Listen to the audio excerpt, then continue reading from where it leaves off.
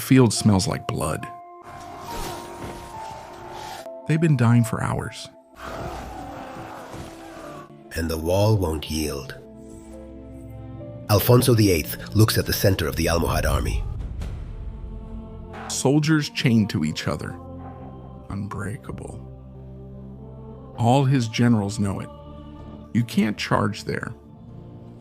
Alfonso draws his weapon. That's where we're going! What happened next? Change the fate of the Western Christendom. And European history books barely mention it.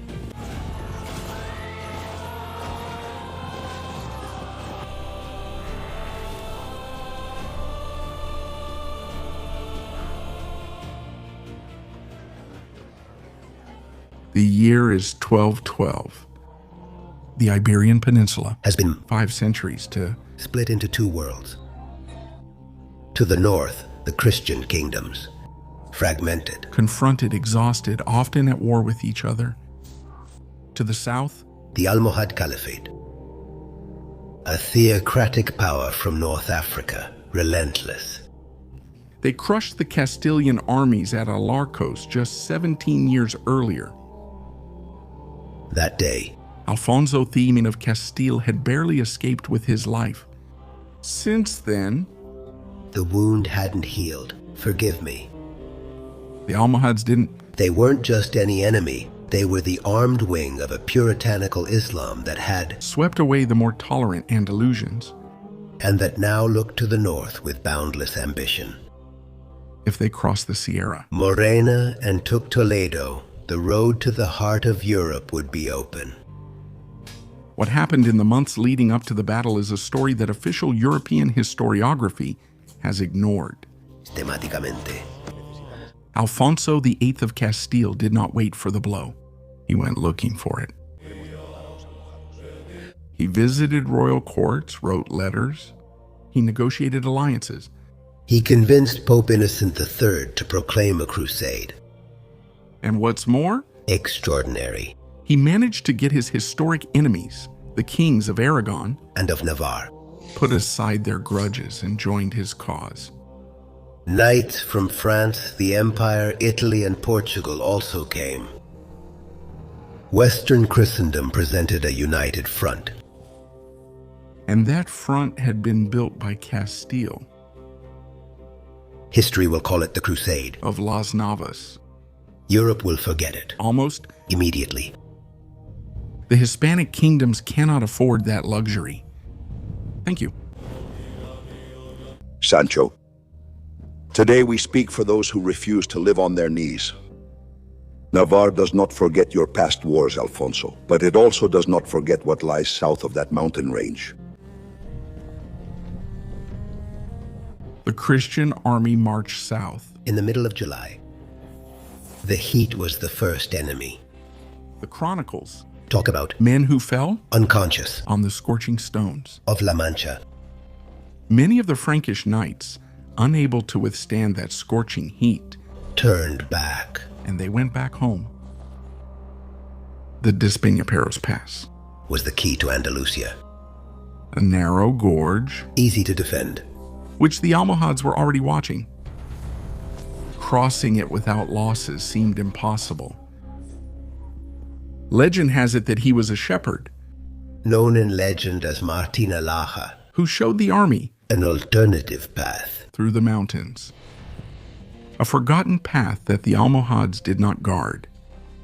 Truth or legend, The fact is that the Christian army, appeared on the other, side of the Sierra, Morena, without having lost a single man in the crossing. The Almohads couldn't believe it. on the plains of Ubeda, The Caliph Muhammad al-Lasir, known in the Castilian chronicles as Messias. Miramamolin had gathered a huge contingent, Modern historians estimated at 25,000, but they agree. that the Almohad superiority was overwhelming. At the core of their formation, Was the guard, the Black Guard, elite soldiers chained to each other. a human wall that couldn't retreat even if they wanted to. Behind them, the Caliph's personal tent.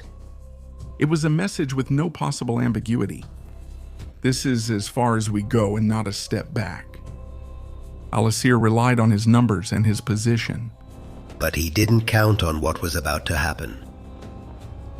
On July 16th, 12:12 before sunrise, the three armies attended Mass.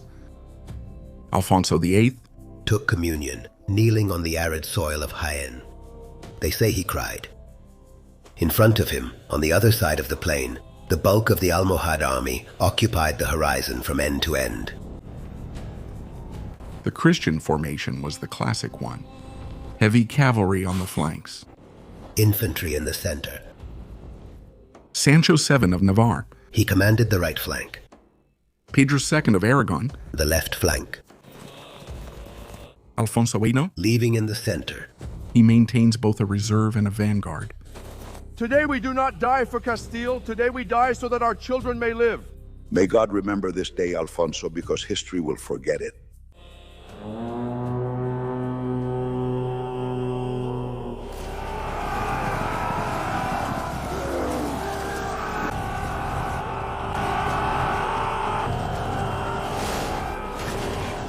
For hours, the Christian infantry was unable to break through the Almohad center. The Black Guard withstood everything that was thrown at them. It was then that Alfonso VIII made the decision that immortalized him. St. James and strike for Spain! Without waiting, without consulting, the King of Castile gathered his reserve heavy cavalry. And he ordered a direct charge, directly towards the heart of the Almohad army, towards the Black Guard, towards the Caliph's tent. It was a calculated madness. Sancho VII of Navarre and Pedro II joined forces without hesitation.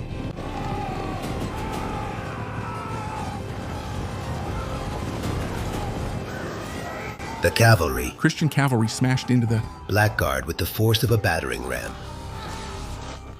They were attached to the elite soldiers, meant to prevent escape. They became a death trap when they began to fall.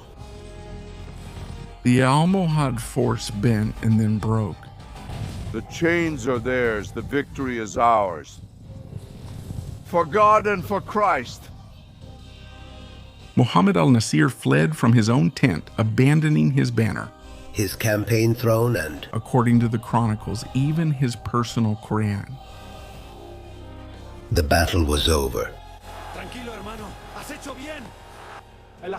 The consequences of the Battle of Las Navas de Tolosa were seismic. The Almohad power in the Peninsula never recovered. In less than 40 years, Fernando III of Castile, grandson of Alfonso V, would conquer Cordoba, Jaén, and Seville. But there is something that European history books rarely acknowledge. that on that day, On those plains of Jaén, it was the kingdoms of Castile, Aragon and Navarre who stopped the advance of the Almohad power towards the continent. Europe slept peacefully that night. without knowing that it owed its sleep to the men who had charged against the chains of the guard. Las Navas de Tolosa is not just a battle of Castile. It is one of the most decisive battles in the history of the West, and it's time for the world to know it. If this video has reached you, subscribe to Historia Hispana. The Hispanic kingdoms have... A debt to their own memory. We are settling it. By the way, a video on Saint Ferdinand III